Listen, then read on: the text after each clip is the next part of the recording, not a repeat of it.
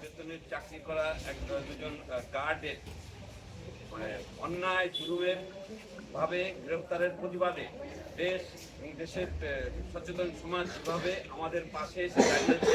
আমি ধন্যবাদ জানাই তাদের, সেই সাথে ইনকিলাব মঞ্চ, সেই সাথে সাংবাদিক এবং গণমাধ্যমের ভাইদের আমি ধন্যবাদ জানাই। এখানে একজন গণমাধ্যম কর্মী আছেন, যিনি ডেল্টা হেলথ কেয়ার রামপুরার কথা বললেন, অ্যাপ্রিসিয়েট করলেন।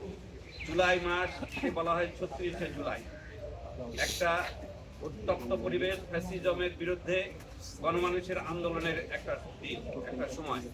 আমরা জুলাই মাস কেন প্রতি সারা বছর ২৪ ঘন্টা আমরা চিকিৎসকরা কমিটেড থাকি আহত এবং নির্যাতিত মানুষদের সেবা দেওয়ার।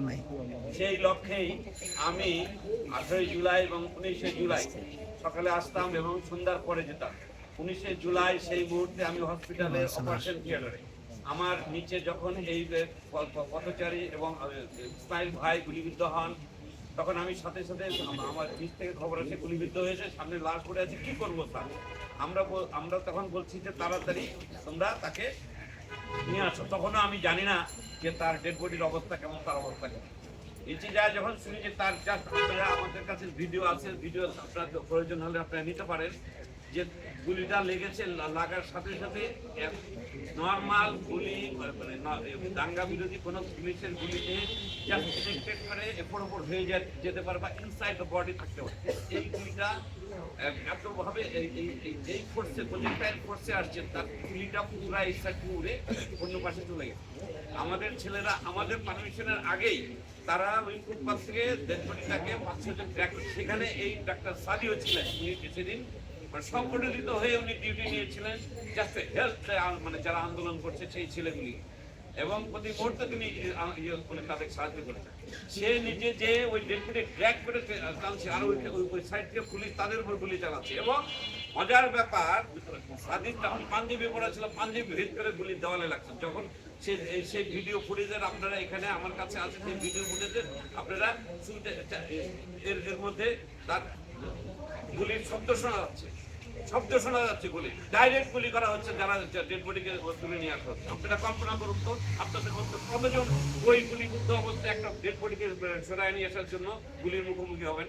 আমার এই ছেলেগুলি সেই মৃত্যু ভয় উপেক্ষা করে সেদিন যে শহীদকে নিয়ে আসতে গেল, তাদের বিরুদ্ধে কি হলো? হঠাৎ করে ৫ মাস ঘটনা পার হয়ে যাওয়ার পর কোনো কথা নাই, একটা মানে আইওয়াস তদন্ত করার নাম করে এই জোহার সাহেব সেদিন দলবল নিয়ে গেলেন, নিয়ে আসলেন ডিউটিরত ডাক্তারকে। আমি সাথে সাথে শুনে শোনায় গেলাম যে একজন ডিউটি ডাক্তারকে পাই ইথিক্স আপনি হসপিটাল থেকে নিয়ে আসতে পারেন না। ডেল্টা হসপিটাল একটা প্রতিষ্ঠান, সেই প্রতিষ্ঠানে আপনার সহযোগিতা চাইলে আপনি সেই সহযোগিতা চিঠি দেবেন, আমরা সর্বাত্মক সহযোগিতা করবো। আমরা চাই ফ্যাসিস্টের সাথে যারা জড়িত, এই খুনের সাথে যারা জড়িত, শহীদের রক্তের সাথে বেইমানি যারা করছে তাদের খুঁজে বার করতে এবং এই খুনিদের খুঁজে বার করতে আমরা সহযোগিতা করার জন্য তাদের সবসময় প্রস্তুত। কিন্তু আশ্চর্যজনকভাবে দেখলাম উনি নিয়ে আসলেন। আমি রাত ৯টার সময় সেখানে প্রথম গেলাম, তারপরে তার সাথে আমার রাত ৩টা পর্যন্ত কথাবার্তা হয়েছে। 3টার পর সে টেলিফোন বন্ধ করে, মানে অত্যন্ত মানে ইমোরালি সে আমাকে দিয়েছে। তার সর্বোচ্চ ব্যক্তি সুদ্ধা, তার সাথে তার প্রসিকিউশনের সর্বোচ্চ ব্যক্তি আমাকে আশ্বাস দিলেন যে প্রফেসর সাহেব আপনি যান, একটা আন্ডারটেকিং দিন, আপনি ওদের নিয়ে আসেন, কোনো অসুবিধা নেই, আমরা ছেড়ে দেবো। থানা ছাড়লো না, বললো কি আপনি চলে যান। আমি বললাম আমি এদের ছাড়া যাবো না। ৪টার সময় আমাকে বলা হলো যে আপনি বয়স্ক মানুষ, কষ্ট পাবেন, চলে যান। ৭টার সময় তাদের চালান দিয়ে হলো এই ফরওয়ার্ডিং।